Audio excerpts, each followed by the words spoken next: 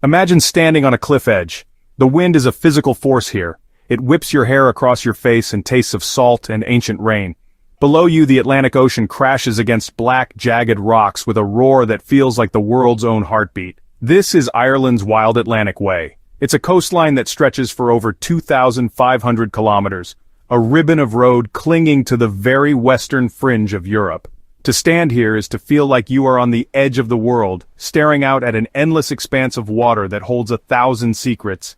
This isn't just a journey along a road, it is a journey back in time, a pilgrimage through a landscape that breathes stories. The air itself seems different here. It's heavy with myth. You can almost feel the presence of those who came before.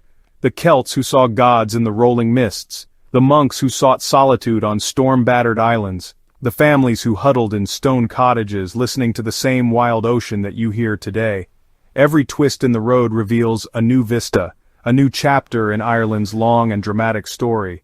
The light changes constantly, one moment illuminating a beach of impossible white sand, the next casting deep, mysterious shadows over a lonely glen. It is a place of raw, untamed beauty, where nature is still the dominant force. This coastline is a living museum. The exhibits are not behind glass cases but are etched into the very land itself. You can see them in the crumbling walls of ancient ring forts, perched defiantly on headlands. You can trace them in the faint lines of famine roads that lead to nowhere.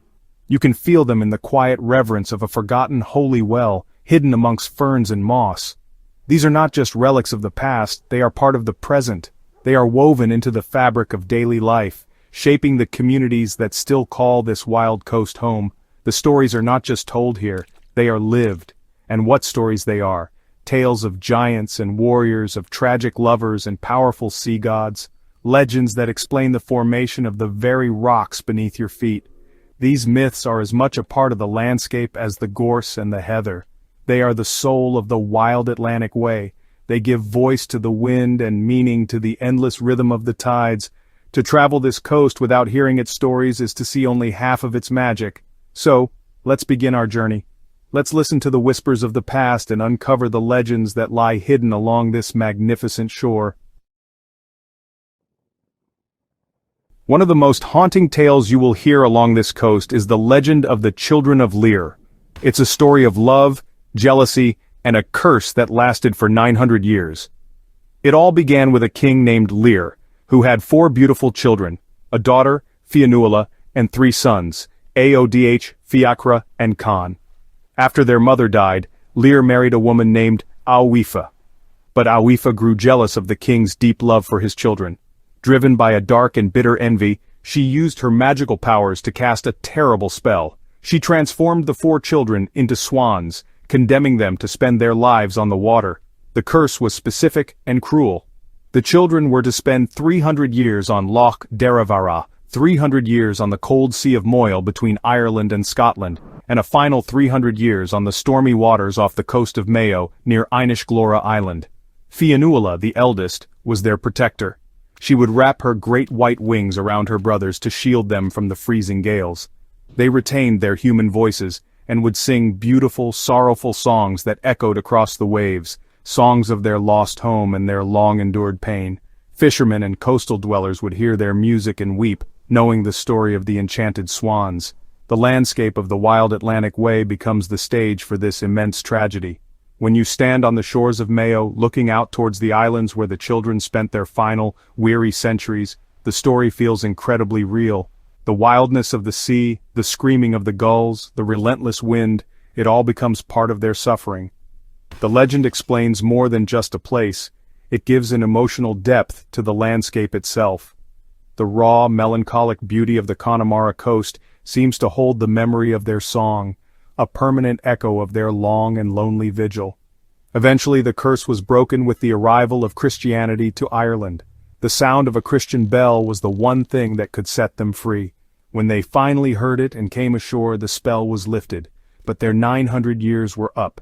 They instantly transformed back into old, withered humans and died soon after, finally at peace. They were buried together, as they had lived together, inseparable. This legend is a powerful reminder of how stories are tied to place, turning a simple view of the sea into a profound experience of enduring love and sorrow.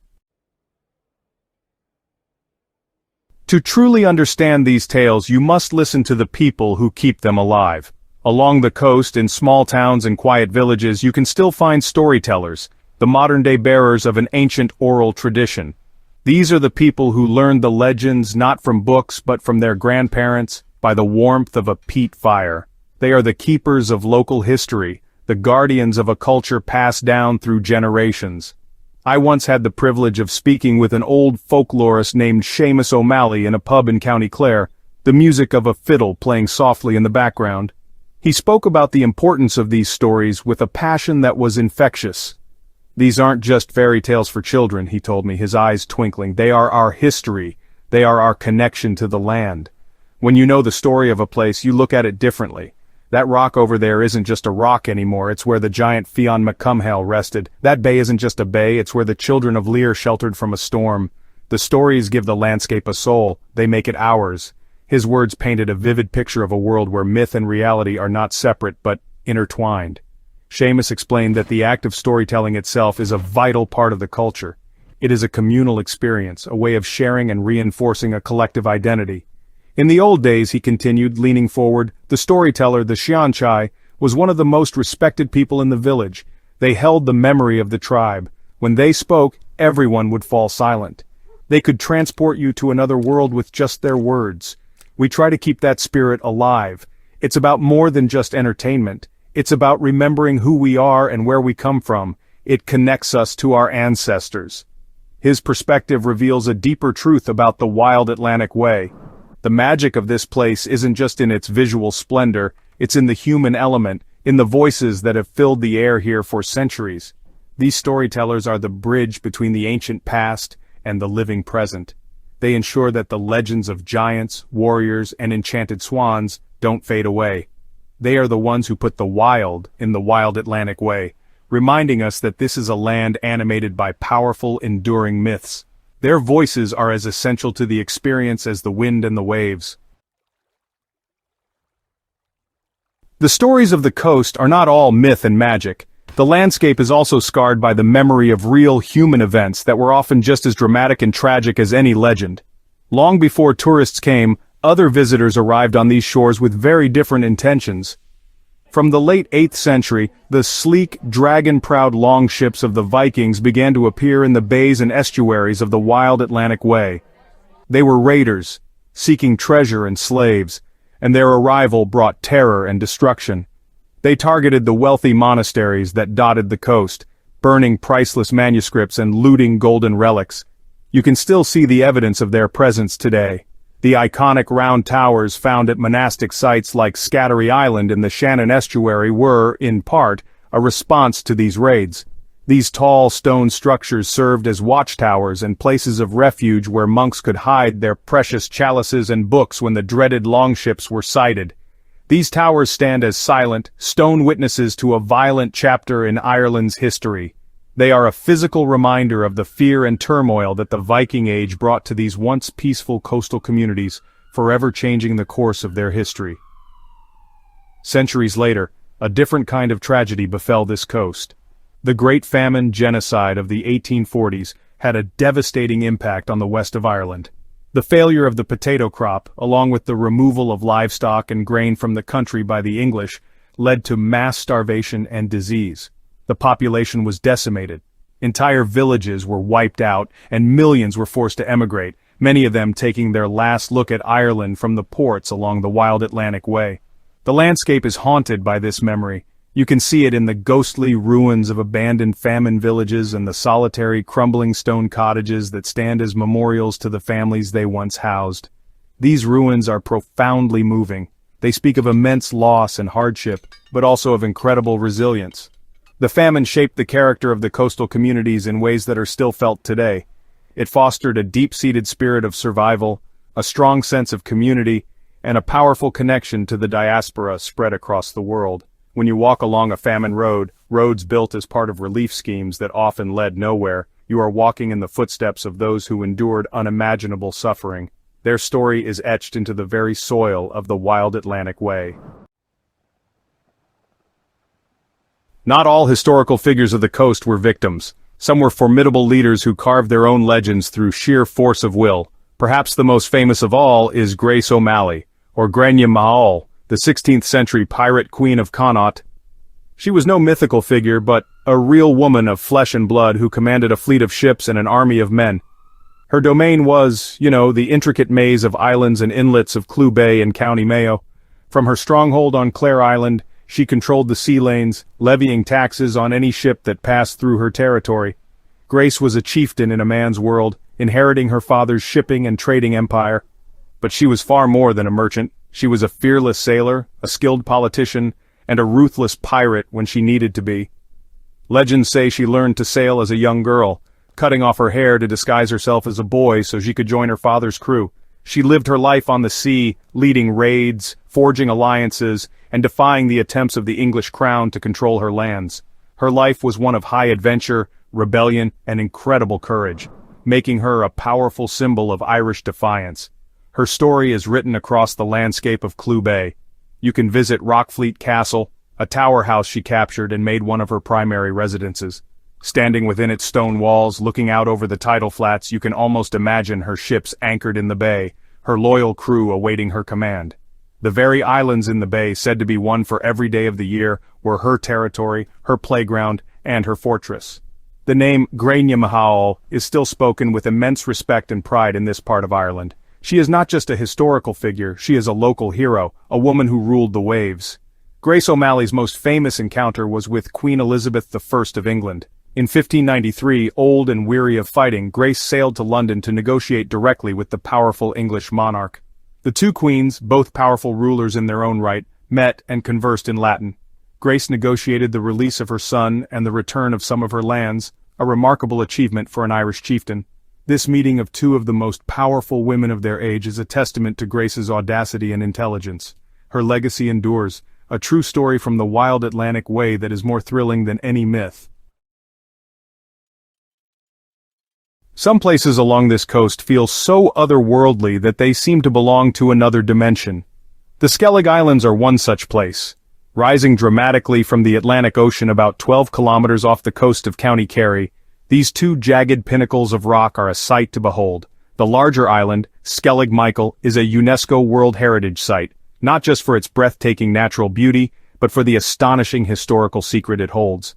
Perched near the summit of this remote, windswept rock is a remarkably well-preserved early Christian monastery, a testament to extreme faith and human endurance. Between the 6th and 8th centuries, a small group of ascetic monks sought out this isolated spot to be closer to God. They built their monastery by hand, constructing beehive-shaped stone huts, or clochons, that cling precariously to the cliff face. They lived a life of extraordinary hardship and devotion. Their days were spent in prayer, fishing, and tending to small vegetable gardens on terraces they carved out of the rock. They were completely cut off from the mainland for long periods, enduring the fierce Atlantic storms in their simple stone cells. It is a place that speaks of a faith that is almost impossible for us to comprehend today. Climbing the 600 ancient uneven stone steps that wind their way up the rock face is a pilgrimage in itself. With each step, the modern world falls away. You are surrounded by the cries of seabirds, puffins, gannets, and guillemots who have made the islands their sanctuary. The air is pure and wild. When you finally reach the monastery and stand within the stone enclosure, the sense of peace and isolation is profound. You can look out at the endless ocean and begin to understand why those monks chose this place. It is a place where heaven and earth feel very close indeed. The story of the Skellig monks is one of quiet, determined survival against all odds. They withstood Viking raids and the relentless power of the ocean for centuries. The monastery was eventually abandoned in the 13th century, but its spirit remains. The site has gained new fame in recent years, serving as a filming location for the Star Wars films, a fitting choice for a place that looks like it belongs in another galaxy. But the true story of Skellig Michael is far older and more powerful than any work of fiction. It is a story of human faith, carved in stone on the very edge of the known world. While ancient legends and historical events define much of the wild Atlantic way, the coast is also alive with living traditions and superstitions that continue to shape daily life. These are the subtle beliefs and customs passed down through families, whispers on the wind that connect the present to a more mystical past. They are often tied to the natural world, especially the sea, which has always been the source of both life and danger for these coastal communities. These traditions reveal a deep respect for the power of nature and a belief in forces that lie just beyond our normal understanding. One common belief is in the existence of the other world, a parallel realm inhabited by fairies or the Aos. It is said that these beings live in ancient ring forts, often called fairy forts, which are circular earthworks that dot the landscape. Farmers will still plow around these forts, never daring to disturb the ground within them for fear of angering the fairies and bringing bad luck upon their family and their livestock. This is not just a quaint folk belief, it is a living tradition that has actively preserved thousands of archaeological sites across Ireland, protecting them more effectively than any government decree ever could. The sea, of course, has its own set of superstitions. For generations of fishermen, observing certain rituals was a matter of life and death. Whistling on a boat was thought to bring on a storm, and it was considered bad luck to say the word pig or fox while at sea. Certain days were deemed unlucky for setting sail. These may sound like simple superstitions, but they were born from a life of constant uncertainty, a way of trying to exert some small measure of control over the unpredictable and often deadly ocean. Many of these customs, while fading, are still remembered and sometimes quietly observed by the older generation of seafarers. These living traditions extend to healing and folklore. The knowledge of herbal remedies and cures, passed down through generations, is still valued in many rural communities. Holy wells, often dedicated to local saints, are still visited by people seeking cures for ailments or simply a moment of quiet reflection. These places are often decorated with small tokens and rags, known as cluties, left behind as offerings. These small, everyday customs are the threads that bind the grand tapestry of the wild Atlantic Way together, showing that the age of myth and magic has not entirely passed. It lives on in the quiet beliefs of the people. Among the many tales told along the west coast, one of the most mysterious and enduring is the legend of High Brazil. This is not a place you can find on any modern map. It is a phantom island, a mythical land said to lie somewhere in the Atlantic Ocean, west of Ireland. According to folklore, this island is shrouded in a thick mist and reveals itself for only one day every 7 years. It was said to be a paradise, a land of eternal youth and abundance, where a highly advanced and happy civilization lived. For centuries, this island was not just a myth, it was a destination. Cartographers included High Brazil on maps from the 14th century all the way up to the 19th century. Its position shifted over time, but it was consistently drawn as a circular island, often with a river running through it. Expeditions set sail from Bristol and Galway in search of this elusive land. Sailors returned with tantalizing tales of seeing it on the horizon, only for it to vanish into the mist as they drew closer. The name itself, High Brazil, has no connection to the country of Brazil. It is thought to derive from the Irish Uí Breasail, meaning Clan of Breazel, a name associated with the ancient kings of Irish lore. The legend of High Brazil speaks to a deep-seated human longing for a utopia, a perfect world free from the hardships of reality. For the people living on the harsh and often unforgiving Atlantic coast, the idea of a nearby paradise, a land of plenty just beyond the horizon, must have been a powerful source of hope and wonder. It fired the imagination and fueled the dreams of sailors, poets, and adventurers. The story became part of the local folklore, a reminder that the vast ocean held mysteries far greater than anyone could imagine. It was a tangible piece of the other world, tantalizingly close. Today, the island of High Brazil has disappeared from our maps, explained away by scientists as a mirage, a meteorological phenomenon, or perhaps a folk memory of a land submerged by rising sea levels long ago. But the legend has not disappeared from the culture. It lives on in stories, songs, and the names of pubs and boats along the coast. It serves as a powerful metaphor for the magic of the wild Atlantic Way itself, a magic that is often glimpsed but never fully grasped, a beauty that is both real and fleeting, like an island that appears for only one day every 7 years.